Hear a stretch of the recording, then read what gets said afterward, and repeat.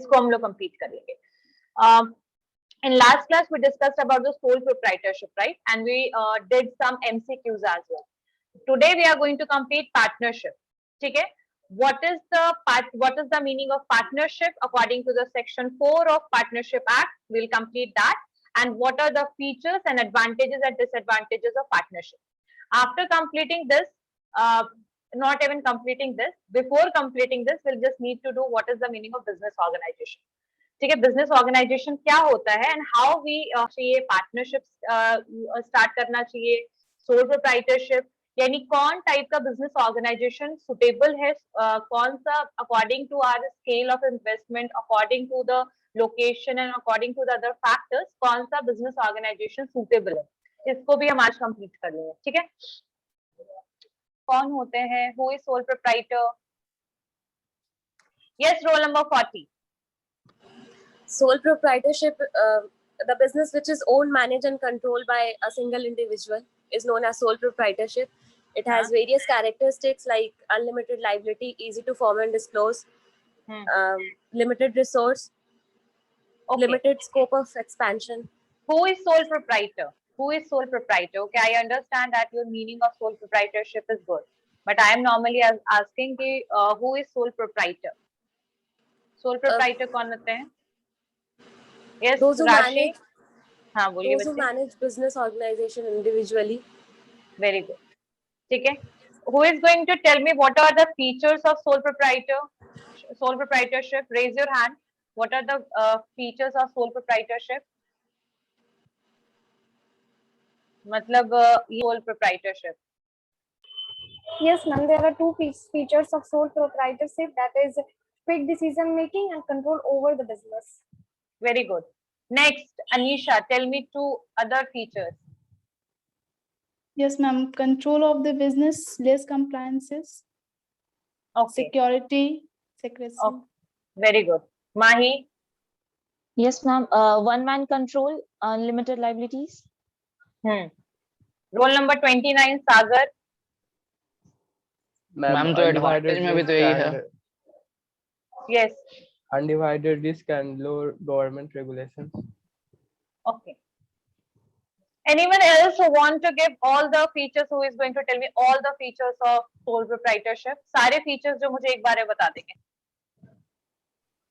Ma'am, fewer formalities, one-man ownership, no separate business entity, unlimited liability. और ma'am इसमें risk होता है कि प्रॉफिट और लॉस, इसको मैम हिंदी में बोल रहे हैं, वो एक ही इंसान के ऊपर आता है, यही. Unlimited liability, yes.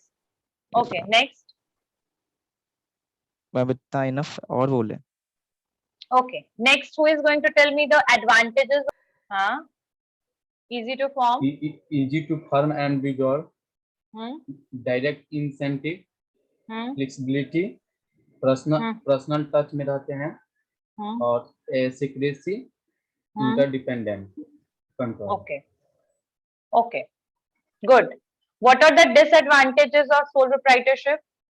Disadvantages. Raise your hand. Yes, ma'am. Who is going to tell me about it? Raise your hand. Batch 1, roll number 77. Yes, ma'am. Unlimited liabilities and no perpetualization. No perpetual succession. Okay. Yes, ma'am. Third point. Yes, ma'am. Limited finance. And perpetual succession, difficulty to raise funds, and limited managerial skills. What is the meaning of no perpetual succession? Ma'am, no perpetual succession means the continuous stoppage without and ma'am, in perpetual succession, no perpetual succession, if the, as we know that the sole proprietorship is run by the one individual, so if he or she dies, so there is an uncertainty about the business will remain or not. Okay, good.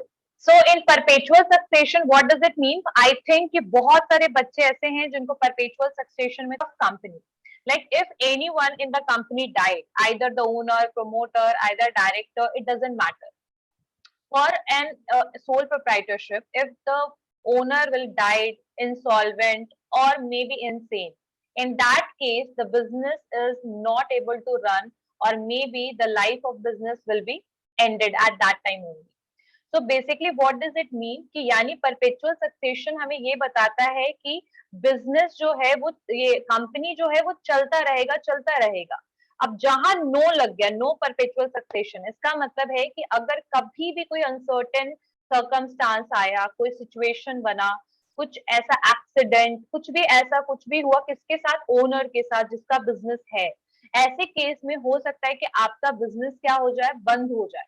ठीक है, उसका life जो है वो long time तक ना रहे, तो इसको हम कहते हैं no perpetual succession.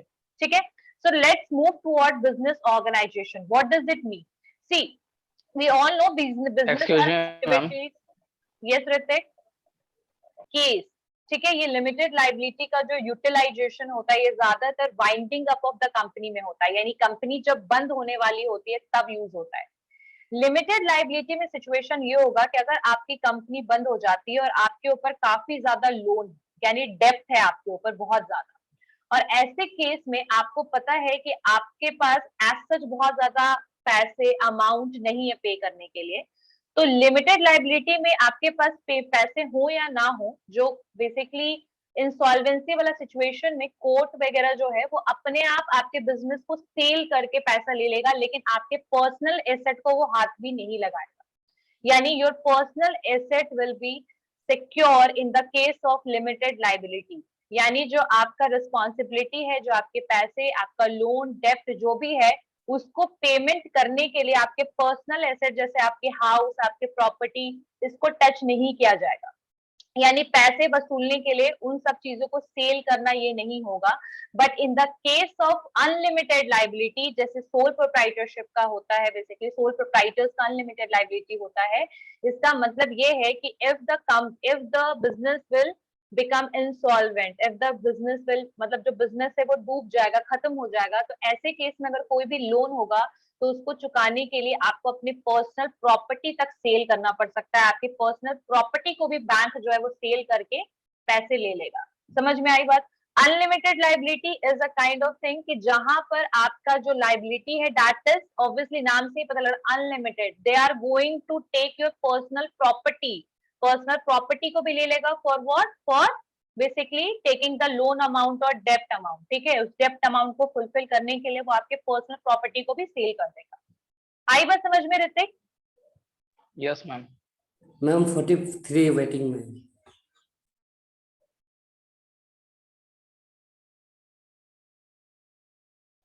Soul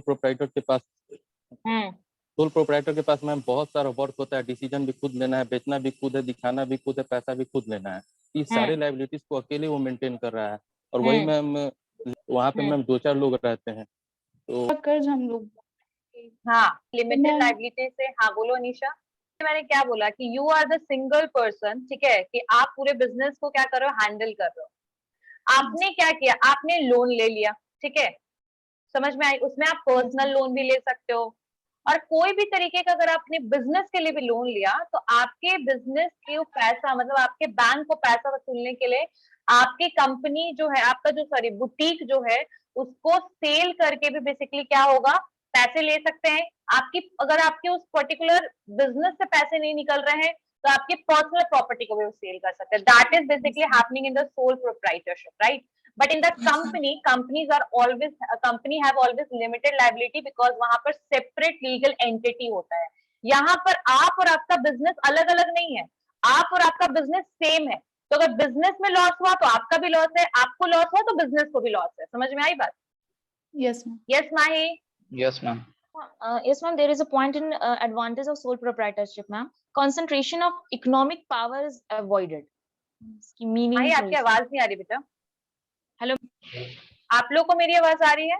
You all are able to hear me? Yes, ma'am. Yes, ma'am. You are audible, ma'am. एक पॉइंट था मैम. हाँ बोलिए माही. मैम एक पॉइंट था advantage of sole proprietorship ma'am. Concentration of economic power is avoided.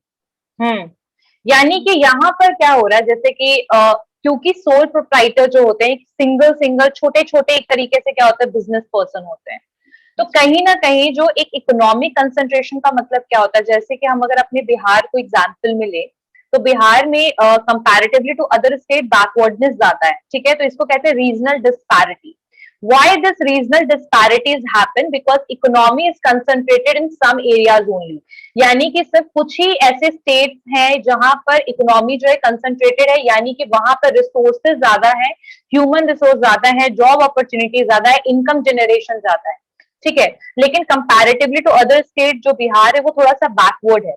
तो कहीं ना कहीं जो सोल प्रोप्राइटरशिप है, बिकॉज हमें एक सोल प्रोप्राइटर बनने के लिए बहुत, या फिर एक एंटरप्रेन्योर बनने के लिए हमें बहुत कम पैसे और कम इन्वेस्टमेंट की जरूरत पड़ती है. तो अगर हम बहुत सारे लोग अगर एंटरप्रेन्योर्स बनते हैं, तो जो इकोनॉमिक कंसंट्रेशन कुछ ही स्टेट और कुछ ही लोगों के हाथ में है, ठीक है, तो वो कहीं ना कहीं क्या होगा, डिस्पर्स होगा, यानी कि बाकी लोगों को भी क्या होगा, इनकम मिलेगा, इकोनॉमिकल बेनिफिट मिलेगा. तो सोल प्रोप्राइटरशिप जो है वो सबसे इजी बिजनेस ऑर्गेनाइजेशन है स्टार्ट करने के लिए, और इसीलिए जितने ज्यादा से ज्यादा सेल्फ इंडिपेंडेंट लोग और सोल प्रोप्राइटर और एंटरप्रेन्योर्स बनेंगे, उतना ही ज्यादा जो है बेसिकली आपका क्या होगा, कंसंट्रेशन, जो आपका कंसंट्रेशन इकोनॉमी का वो हटेगा, ठीक है, यानी कंसंट्रेशन नहीं रहेगा. तो एंटरप्रेन्योर्स जो होता है, ठीक है, ज्यादा से ज्यादा आप क्या करें, लोगों को एम्प्लॉयमेंट दे, अपने अंडर में लोगों को रखें, और इन इकोनॉमिक सिचुएशन को हर एक रीजनल एरियाज में क्या करें, आप इक्वल बनाएं. जो रीजनल डिस्पैरिटी है और इकोनॉमिक कंसंट्रेशन कुछ एरियाज में और कुछ इंडिविजुअल्स के हाथ में, कुछ कंपनीज के हाथ में है, उसको क्या करें, डिस्पर्स करें, यानी कि बांटे, स्प्रेड करें. आई बात समझ में? Yes, ma'am. ठीक है. Yeah, whatever is made in the particular organization, right? But if some person want to become an entrepreneur, they have full right to take the decision, as well as they are basically increase the economic situation of that particular area. अगर कोई एक area में industry settle होता है तो उसके चारों तरफ डेवलपमेंट हो जाता है. पता है ये चीज क्यों होता है? ये why Yes, this is ma'am. happening? Because it will generate the income. वहां के लोगों को जॉब मिलता है, मार्केट एरियाज में वो कन्वर्ट होता है, वो एक ऐसा एरिया बन जाता है जहां पर लोग आना जाना शुरू कर रहे हैं, ठीक है. Yes. तो जल्दी ही वो क्या बन जाता है आपका, एक बोल सकते हैं कि एक, हाँ एग्जैक्टली, और एक डेवलप्ड एरिया में कन्वर्ट हो जाता है. इसीलिए सोल प्रोप्राइटरशिप जो है बेसिकली, यानी जितने ज्यादा बिजनेस शुरू होंगे उतना ज्यादा डेवलपमेंट और इकोनॉमिक ग्रोथ इंक्रीज होगा, ठीक है, और जो रीजनल डिस्पैरिटी है, बैकवर्डनेस का, वो धीरे धीरे मेंटेन होगा, राइट. जैसे हमारे यहाँ कितने स्टेट्स हैं, 28 state and 6 UT, 29 are there, right. 29, yes, हाँ, एंड इतने सारे यूटीज हैं, राइट. तो ये सारे जो है वो इक्वल नहीं है, they all are not equal, they हर जगह पे अलग अलग रीजनल डिस्पैरिटी है. तो सोल प्रोप्राइटरशिप जो है कहीं ना कहीं इस चीज को खत्म करता है, डिस्पैरिटी को खत्म करता है, ठीक है. एक्चुअली देखो, कोई भी अगर मैं बताऊं अगर आपको बिजनेस के बारे में, तो अगर मैं एक शॉप भी ओपन कर रही हूँ, मान लो एक जनरल स्टोर ओपन कर रही हूँ, तो कहीं ना कहीं मुझे डायरेक्टली किसके साथ इन्वॉल्व होना है, कंज्यूमर के साथ. आपको उनको क्या करना है, मोटिवेट करना है, प्रोडक्ट को सेल करना है, ठीक है. तो ये ऑब्वियसली एक डिफिकल्ट टास्क है, सेलिंग और कस्टमर को कन्विंस करना, ठीक है. अगर आप कोई सोल प्रोप्राइटर हो तो आप डायरेक्टली कंज्यूमर के साथ डील करोगे. जैसे अनीशा का बुटीक था, तो अनीशा डायरेक्टली कंज्यूमर के साथ डील करेगी. और इतने सारे अल्टरनेटिव ऑलरेडी प्रेजेंट है मार्केट में, इतने सारे ब्रांड प्रेजेंट है मार्केट में. जैसे अगर कुर्ता और कुर्ती का ले ले brand, W, Biba, Fabindia, there are multiple brands, right. So in that case, why the person will purchase the thing like boutique से कोई क्यों खरीदेगा, वो भी expensive. So we just need to convince them a lot. And selling is obviously a very difficult task because consumers are dynamic, their perceptions are dynamic, their needs are dynamic, and so many alternatives are already present in the market. In that case, आपको consumer को क्या करना पड़ेगा, convince करना पड़ेगा हमेशा, ठीक है. All the time you need to tell them, and आपको कन्विंस करने के लिए what you can do, you have to maintain the relationship, ठीक है. आप कस्टमर के साथ रिलेशनशिप बिल्ड कीजिए ताकि कस्टमर को लगे कि आप प्रोडक्ट जो भी प्रोवाइड करें, बेस्ट ट्रस्ट को बनाना. सो ये एक इतनी कैपेबिलिटी नहीं होती है कि वो इस पर्टिकुलर रोल को क्या कर सके, प्ले कर पाए, यानी कि ये जो काम है, ये जो रिस्पॉन्सिबिलिटी है उसको फुलफिल कर पाए. That's why selling is a difficult task for the sole proprietorship. because he is a single person and he has so many responsibility. He have to give effort, time to convince the customer, and customers are dynamic. Maybe after giving lots of time, maybe they are not going to purchase the product. That's why, और the sole proprietor जो है वो छोटा business से शुरू करता है, तो he or she is the only person who is going to basically interact with the customers directly. Clear हो गया? समझ में आ गई बात? Yes. तो उनको basically convince करना थोड़ा मुश्किल. Okay, anyone have any doubt whatever we discussed in the last class, because we all बताइए उसको. यस मैम उससे पहले मैम दो लड़के मैम शायद okay ma'am the term business organization बोले ना the term business organization describes how businesses are structured and how their structure helps them meet their goal. या मैम ये भी बोल सकते हैं कि business organisation is an entity formed for the purpose of carrying on commercial enterprises. Exactly. See, business organization का मतलब क्या है? एक ऐसा ऑर्गेनाइजेशन जहां सारी एक्टिविटीज, जैसे अगर आपके रॉ मटेरियल से लेकर के प्रोडक्ट को किस तरीके से मार्केट करना है, किस तरीके से सेल करना है, सारी एक्टिविटीज जो है बिजनेस की सारी एक्टिविटीज, और उसको एक ऑर्गेनाइज वे में करना, यानी उसको एक स्ट्रक्चर्ड वे में करना, उसके लिए एक स्ट्रक्चर रेडी करना, सेंट्रलाइज स्ट्रक्चर, डिसेंट्रलाइज स्ट्रक्चर, ठीक है, एक फॉर्मल वे में एक सुपीरियर सबऑर्डिनेट रिलेशनशिप बनाना, टॉप लेवल, मीडियम लेवल और आपका लोअर लेवल को डिस्क्राइब करना, इसको हम कहते हैं बिजनेस ऑर्गेनाइजेशन. और बिजनेस ऑर्गेनाइजेशन क्यों फॉर्म होता है? Why business organisation is form? Because to earn the profit यानी for the commercial purpose and for basically achieving the long term goal. And what is the goal of every business organization? That they will survive for the long time, growth हो उनका, profit हमेशा मिलता रहे जो भी उन्होंने investment किया है और उसके ऊपर भी. तो this is known as business organisation, और ये एक लीगल एंटिटी होता है, ठीक है, यानी लीगलाइज होता है. जैसे जितनी कंपनीज है वो सारी लीगल एंटिटीज होती हैं, और यहाँ तक कि सोल प्रोप्राइटर को भी हम लीगल एंटिटी ही कहेंगे, लेकिन that is not required so much registration as such comparison to company. यानी कंपनी की जितना उनको सारी चीजें फुलफिल नहीं करना रजिस्ट्रेशन का, लेकिन मेजॉरिटी उनको क्या करना था, जो लास्ट क्लास में हमने बताया था कि जीएसटी और basically shop and establishment act में हमें रजिस्टर कराना है. तो बहुत सारे कंप्लायंसेस फुलफिल नहीं करना है, but that is also legal entity, यानी कि गवर्नमेंट के रूल्स, रेगुलेशंस एंड पॉलिसीज को मानते हुए लीगल फॉर्म में बिजनेस ऑर्गेनाइजेशन को रेडी किया जाता है, फॉर्म किया जाता है. बहुत टाइप के आपके बिजनेस ऑर्गेनाइजेशन है, जैसे sole proprietorship, partnership, joint stock company, ठीक है, Hindu family company, Hindu family, ठीक है, business, and the last one is आपका cooperative, right. So there are so many types of business organization is there.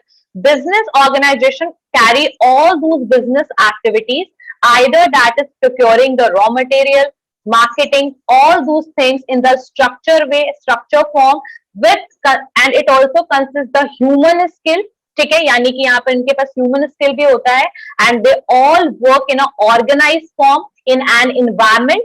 And for what? For basically getting the profit के लिए and long term goal को achieve करने के लिए, ठीक है. तो इसको हम कहते हैं business organisation.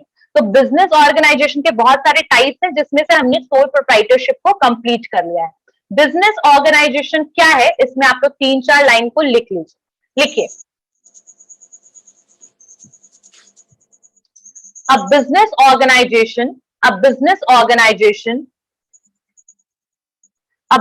organization is one or more businesses. हमेशा याद रखिएगा कि बिजनेस जो होता है that is the narrow term and organization is the wide term. यानी बिजनेस को ऑर्गेनाइजेशन बिजनेस को कंसिस्ट करता है, ठीक है, यानी कि एक ऑर्गेनाइजेशन में 2-3 बिजनेस चल सकते हैं. क्लियर है? नेक्स्ट आगे लिखिए, a business organisation is one or more businesses controlled by a person or group of people, controlled by a person or group of people, controlled by a person or group of people. लिख लिया? इसको लिख लिया? आगे इसमें और Yes, लिखिए। ma'am. मैं हूं ना? अब बिजनेस ऑर्गेनाइजेशन, चलिए आगे लिखिए। अ बिजनेस ऑर्गेनाइजेशन, लिख लिया? फर्स्ट पॉइंट क्या लिखा है? A business organization, Mahi first point. A business organization is one or more business controlled by a person or a group of people. It is a combination of business and organization. आगे लिखिए। A business organisation is an establishment, intended, intended, intended to carry commercial business, to carry commercial business, to carry commercial business, to carry commercial business. A business organization is an establishment intended to carry commercial business, to carry commercial business by producing goods and services, to meet customer needs, A business organization is an establishment intended to carry commercial business by producing goods and services to meet the customer's need,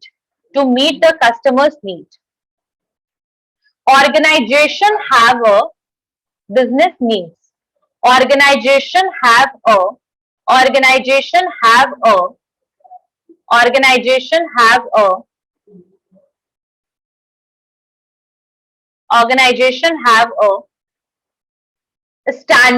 standard such as structure, goals, utilization of resources, rules and regulation, etc. A business organization is an establishment intended to carry commercial business by producing goods or services to meet the customer needs, and the organization have a standard such as a structure, goal, utilization of resources, rules and regulation. What does it mean? जो हम लोगों ने मैंने explain किया, business organisation basically एक legal entity है। ये business और ऑर्गेनाइजेशन का कॉम्बिनेशन है, ठीक है। ये एक के या फिर बहुत सारे 2-3 लोगों के द्वारा या 2-3 लोगों से ज्यादा लोग भी हो सकते हैं किसमें, इसमें, इसको स्टार्ट करने में दे आर, ठीक है। सोल प्रोप्राइटर सिंगल और कंपनी पार्टनरशिप एक से ज्यादा, ठीक है। तो वो स्टार्ट कर सकते हैं इस बिजनेस को। ये कॉमर्शियल पर्पस के लिए होता है, यानी ज्यादातर जो बिजनेस ऑर्गेनाइजेशन होता है that is for the profit, right. Second चीज, that is in the structural way, यानी कि कोई इनफॉर्मल वे या फिर बोल सकते हैं अनऑर्गेनाइज्ड वे नहीं होगा। एक ऑर्गेनाइजेशन होगा, एक प्रॉपर ऑफिस होगा, एक प्रॉपर प्लेस होगा, वहां पर आपके पास एम्प्लॉयज होंगे, ह्यूमन स्किल होंगे, आप रिसोर्सेज को प्रॉपरली यूटिलाइज कीजिएगा, प्रोडक्शन हो सकता है, सर्विसेज आप प्रोवाइड कर सकते हैं, एंड साथ में आप और क्या कर सकते हैं, रूल्स, रेगुलेशंस एंड पॉलिसीज बना सकते हैं, साथ में गवर्नमेंट के पॉलिसीज को भी फॉलो करना है। ये सारा का सारा क्या होगा, that is known as business organization. Clear हो गया सबको? बिजनेस ऑर्गेनाइजेशन क्लियर हो गया? एक मिनट, तैयार होता है, एक बेसिकली आउटलाइन है कि आपके बिजनेस में लोग हैं, कोई सीईओ है, कोई डायरेक्टर है, कोई मैनेजर है, कोई और लोग हैं, मतलब कहीं ना कहीं एक यहाँ पर एक एनवायरमेंट बना हुआ है, एक एटमोस्फेयर है जहां पर सारे लोग मिल करके काम करें, बट सबका मोटिव एक ही है, क्या? वो गोल को फुलफिल करना, गोल को जैसे हाँ, कॉमन गोल जो है उसको फुलफिल करना, ठीक है। कॉमर्शियल पर्पस होता है बिजनेस ऑर्गेनाइजेशन। कुछ एनजीओ होते हैं, नॉन गवर्नमेंट ऑर्गेनाइजेशन जो होते हैं, जो बेसिकली आप कह सकते हैं कि वो, और फिर कुछ गवर्नमेंट ऑर्गेनाइजेशन होते हैं, that is not for the commercial purpose, पर जो जितने भी प्राइवेट कंपनीज एंड ऑल होती हैं that is basically for the profit purpose या कॉमर्शियल पर्पस, सिर्फ अर्न करने के लिए वो होता है। Yes Pratyay, anything else you want to ask? इसका मतलब क्या होता है इसको सुन। अंडर में मैम कस्टमर, कंपटीटर, सप्लायर या पॉलिटिशियन ये सब आ सकते हैं मैम, पॉलिटिकल, लीगल, ये सब जो मतलब इन्वायरमेंट के अंदर में जो कंपनी के स्ट्रक्चर से बाहर की हो, जो मैम इंडस्ट्री से निकल के जो बाहर वर्क होता है वो मैम इन्वायरमेंट में आ सकता है। ठीक है, कौन कौन से फैक्टर्स अफेक्ट कर रहे हैं वहां की वर्किंग एटमोस्फेयर को? जैसे गवर्नमेंट के कुछ रूल्स एंड पॉलिसीज बन जाते हैं प्रोडक्शंस को लेके, कभी अचानक से इन्फ्लेशन आ गया। अब इसमें भी दो तरीके के फैक्टर्स होते हैं, कुछ ऐसे फैक्टर्स हैं जो इंटरनल फैक्टर्स होते हैं, जैसे इंप्लॉय का behaviour, that is the internal factor. वो इंटरनली बेसिकली क्या कर सकता है, ऑर्गेनाइजेशन को इफेक्ट कर सकता है adversely as well as beneficial, दोनों हो सकता है। और कुछ ऐसे बेसिकली आपके फैक्टर्स होते हैं जो बिजनेस के एनवायरनमेंट को इफेक्ट करते हैं, वो होते हैं आपके social, technological, political, economical, technological. तो ये जो होते हैं एक्सटर्नल होते हैं, that is beyond the control of the company. अचानक से गवर्नमेंट का पॉलिसीज बदल गया और जीएसटी आ गया, ऑब्वियसली इफेक्ट हुआ कि नहीं कंपनी एंड बिजनेसेस में? हुआ है ना, that is beyond the hand of the company, किसी के भी हाथ में ये चीज नहीं था। ठीक है, सेकेंड एक और चीज है आपका कि अगर बोले कि अचानक से इन्फ्लेशन आ गया, economical change, monetary policy, fiscal policy, that is beyond the hand of the company, obviously वो एनवायरमेंट को इफेक्ट करेगा।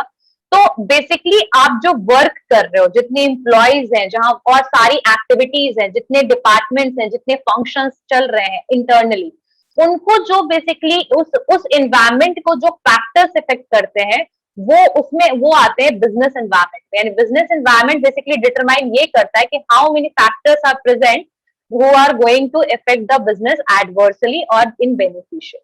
ठीक है, some risk are uncertain such as natural calamities, वो अचानक से आया, आपके बिजनेस पे इफेक्ट कर गया।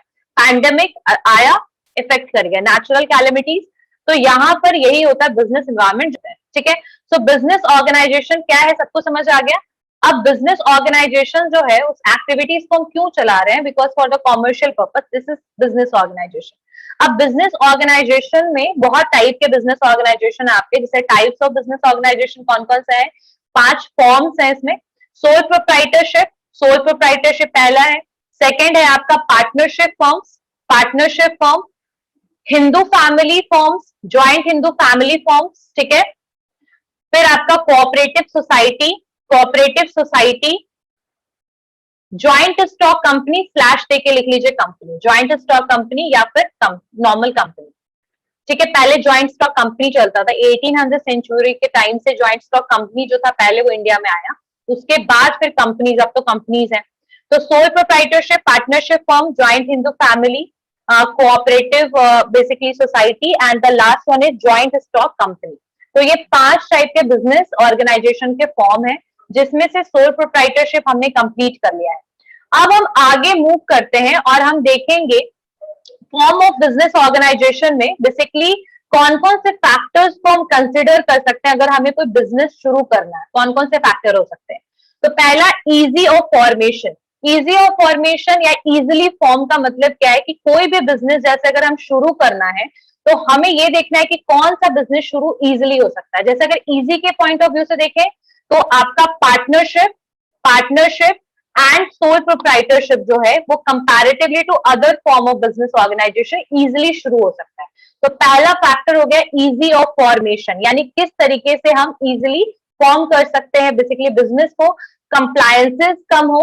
ठीक है, आपको इन्वेस्टमेंट की कम रिक्वायरमेंट पड़ेगी। ठीक है, लीगल फॉर्मेलिटीज करने की जरूरत नहीं है। तो इजी ऑफ फॉर्मेशन के हिसाब से सबसे बेटर और क्या क्या ऑप्शन होंगे, sole proprietorship and second one is आपका partnership, right. Easy of raising capital, अब यहीं पर जब इजी ऑफ रेजिंग कैपिटल वाला आ गया तो यहाँ पर सोल प्रोप्राइटरशिप और पार्टनरशिप उतना नहीं होगा जितना कंपनी होगा, because in company you can raise the fund from the third party, यानी कि आप शेयर के थ्रू, आईपीओ के थ्रू, बहुत तरीके से आप क्या कर सकते हो, बेसिकली फॉर्म में पैसा ला सकते हो। ठीक है, बिजनेस को स्टैब्लिश कर सकते हो, शुरू कर सकते हो। लेकिन वहीं अगर आप सिर्फ सोल प्रोप्राइटर की बात कीजिएगा तो आपको कोई आप अनऑर्गेनाइज वे से भी आपको पैसे नहीं मिलेंगे, कई बार ऑर्गेनाइज वे से यानी बैंक से भी आपको लोन नहीं मिलते हैं बिकॉज ऑफ सम एविडेंस या किसी चीज की प्रॉब्लम की वजह से। तो थर्ड पार्टी का सीन बहुत कम है इन the case of easy capital के सिनारियो में। आप फंड जो है वो बाकी कंपनी वगैरह में इजिली रेज कर सकते हो as comparison to sole proprietorship and partnership. Next point, अगर हम बात करें लाइबिलिटी की, तो कंपनी जो होती है, कंपनी और limited liability, partnership and joint stock company, ये सब में आपकी लाइबिलिटी क्या होती है, लिमिटेड होती है, बल्कि सोल प्रोप्राइटरशिप में क्या होती है, आपकी लाइबिलिटी अनलिमिटेड होती है। ठीक है, तो liability is one of the factor to choose the business, which form of the business organisation is suitable, right. उसके बाद है आपका फ्लेक्सिबिलिटी ऑफ ऑपरेशन। अगर फ्लेक्सिबिलिटी ऑफ ऑपरेशन की हम बात करें, तो जितना ज्यादा आपका बिजनेस फ्लेक्सिबल होगा, उतनी जल्दी आप न्यू लेटेस्ट चीजों को अडॉप्ट कर पाएंगे। जैसे एग्जांपल के लिए, अगर कोई भी टेस्ट चेंज हो रहा है, क्योंकि अभी कंज्यूमर्स के पास क्या, इंटरनेशनल मार्केट का भी, ग्लोबल मार्केट का भी पूरा उनको मिल चुका है, बेसिकली अपॉर्चुनिटी है उनके पास, अल्टरनेटिव प्रेजेंट है। तो ऐसे सिचुएशन में जहां पर आपके कंज्यूमर के टेस्ट हमेशा चेंज हो रहे हैं, टेक्नोलॉजी हमेशा चेंज हो रही है, ऐसे केस में अगर आपका बिजनेस जो है वो फ्लेक्सिबल है, तो they will adopt all these things easily. And this is basically in sole proprietorship, ये थोड़ा कंपैरेटिवली फ्लेक्सिबिलिटी वाले चांसेस थोड़े कम होते हैं। कंपनीज और ब्रांडेड कंपनीज जो होते हैं वो जल्दी ये अडॉप्ट कर लेते हैं, यानी अडॉप्शन जो है उनमें ज्यादा होता है। ठीक है, कंटिन्यूटी और स्टेबिलिटी की बात करें तो सोल प्रोप्राइटरशिप और पार्टनरशिप के कंपैरिजन में आपकी कंपनी की स्टेबिलिटी ज्यादा है, बिकॉज कंपनी क्या है, परपेचुअल सक्सेशन वाला सीन है, उसकी वो कंपनी और उसके लोग दोनों सेपरेट है, समझ रहे हो, दोनों सेपरेट है। नेक्स्ट है रिटेंशन ऑफ बिजनेस सीक्रेट, तो उसके लिए सबसे अच्छा आपका ऑप्शन है soul proprietorship and partnership. Why? Because यहाँ पर सिक्रेसी मेंटेन किया जा सकता है, कोई लीगल कंप्लायंसेस नहीं है, गवर्नमेंट का कोई रूल नहीं कि फाइनेंशियल स्टेटमेंट को शो करना है, आपको सीक्रेसी अपने बिजनेस का बताने की जरूरत है। लेकिन कंपनी को ये चीज फुलफिल करना है, because under the RTI, right to information के अंडर में अब जितने भी गवर्नमेंट के जितने भी ऑफिसेस हैं और प्राइवेट वाले जितने ऑफिसेस हैं, सबको अपना फाइनेंशियल सिचुएशन जो है वो डिस्क्लोज करना है पब्लिक को। तो यहाँ सिक्रेसी मेंटेन करने का चांसेस बाकी जगह पे नहीं है, but in sole proprietorship you can maintain the secrecy. Freedom from state regulations, तो definitely sole proprietorship is better. Tax liability की बात करें तो उस केस में भी आपकी टैक्स लाइबिलिटी जो है, अगर आप छोटे मोटे बिजनेस पर्सन है तो उसके लिए सोल प्रोप्राइटरशिप इज बेटर। लेकिन जब आपके पास कैपिटल बहुत ज्यादा है, यानी in the case of high capital, the company is the suitable form of business organization. In the case of less invest less amount, the sole proprietorship is the best option. तो यहाँ पर ये जितने भी मैंने फैक्टर्स बताए, ये basically determine करेगा कि आप कौन सा बिजनेस ऑर्गेनाइजेशन को चूज करें। ठीक है, तो ये आपके क्या थे basically factors which is going to effect for choosing the type of business organisation. तो इसमें वही थे, इजी ऑफ फॉर्मेशन, सेकेंड था इजी ऑफ रेजिंग फंड। ठीक है, next is flexibility of operations, next is continuity और stability, retention of business secrets, lighter tax liability. Clear हो गया? तो ये सारी चीजों से आप देख सकते हो कि हाँ, यस, एक और पॉइंट मैम, फ्रीडम फ्रॉम लिखिए, फ्रीडम फ्रॉम स्टेट रेगुलेशन। सारे फैक्टर्स जो थे, these all are factors basically that is going to affect the decision of choosing the business organization. इसके अलावा और भी बहुत सारे फैक्टर्स हैं। ये तो हो गया easy of formation, flexibility of operation. उसके अलावा क्या क्या चीज है कि आपका जो बिजनेस, आप कौन से बिजनेस को अडॉप्ट करना चाहते हो, यानी कि अदर फैक्टर्स आर दैट कि like you are interested to start which kind of business, like manufacturing business शुरू करना चाहते हो, इंडस्ट्री शुरू करना चाहते हो, सर्विसेज देना चाहते हो। ठीक है, जैसे कुरियर सर्विस क्या है, पूरा सर्विस है। कोचिंग इंस्टीट्यूट क्या है, दैट इज टोटली सर्विस। ठीक है, लेकिन वहीं अगर आप कैंडल मैन्युफैक्चर कर रहे हैं, पेंटिंग बना रहे हैं, तो वो क्या है आपका मैन्युफैक्चरिंग। क्लियर हो गया ना? तो यानी कि आप कौन से इंडस्ट्री को चूज करना चाहते हो, आप सर्विस में जाना चाहते हो, आप प्रोडक्ट बनाना चाहते हो, ये एक फैक्टर हो गया। आपने जो लोकेशन को चूज करके रखा है, यानी आप कौन सी एरिया में बिजनेस को शुरू करना चाह रहे हो, लोकेशन मैटर्स अ लॉट। ठीक है, आप जो एरिया में बिजनेस को शुरू कर रहे हो, वहां के कंज्यूमर का डिमांड क्या है, वहां के टारगेट कस्टमर्स आपके कौन है, किनको प्रोडक्ट आप सेल करोगे।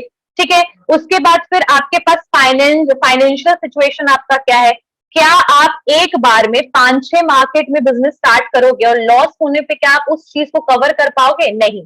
अगर क्वेश्चन है नहीं, तो you have to be limited in a particular one area. ठीक है, तो एरिया, लोकेशन क्या है आपके बिजनेस का, आपका एक्सपेक्टेशन क्या है सेल्स और वॉल्यूम को लेकर के, ठीक है। उसके बाद फिर आप जो है अपने बिजनेस को लॉन्ग टर्म में कहाँ देखना चाहते हो, यानी आपका गोल क्या है। तो ये these all are other factors, ये भी फैक्टर्स हैं जो बेसिकली आपके फॉर्मेशन या फिर बोल सकते हैं फॉर्मेशन ऑफ बिजनेस ऑर्गेनाइजेशन या चूजिंग ऑफ बिजनेस ऑर्गेनाइजेशन में हेल्प करेगा। तो यहाँ पर कुछ ऑपरेशनल चीजें होंगी और यहाँ पर कुछ प्रैक्टिकल चीजें होंगी। प्रैक्टिकल में आपका लोकेशन, टाइप्स ऑफ इंडस्ट्री, गोल क्या है, आपको मैक्सिमाइज कैसे करना है शेयर प्रॉफिट, कौन आपका टारगेट मार्केट है, कहाँ पर कौन से कस्टमर आपके कस्टमर्स है जिनको प्रोडक्ट सेल करना है, ठीक है, उनके प्रेफरेंसेस क्या है। तो ये सारे होंगे प्रैक्टिकल। ऑपरेशनल में फ्लेक्सिबिलिटी कितना होगा जब हम बिजनेस को शुरू करेंगे, ठीक है, कहाँ से पैसा मिल जाएगा, कौन इजिली फॉर्म हो जाएगा with the less legal compliances, किस बिजनेस को शुरू करने में हम इजिली कोई नए चीजों को अडॉप्ट कर सकते हैं, ठीक है। तो रिटेंशन, बिजनेस सीक्रेट को हम कैसे रिटेंशन यानी कि फिर उसको मतलब डिस्क्लोज नहीं कर सकते। तो ये कुछ ऑपरेशनल और फंक्शनल फैक्टर्स हो गए और ये जो थे कुछ प्रैक्टिकल फैक्टर्स हो गए। क्लियर हो गया सबको? क्लियर हो गया?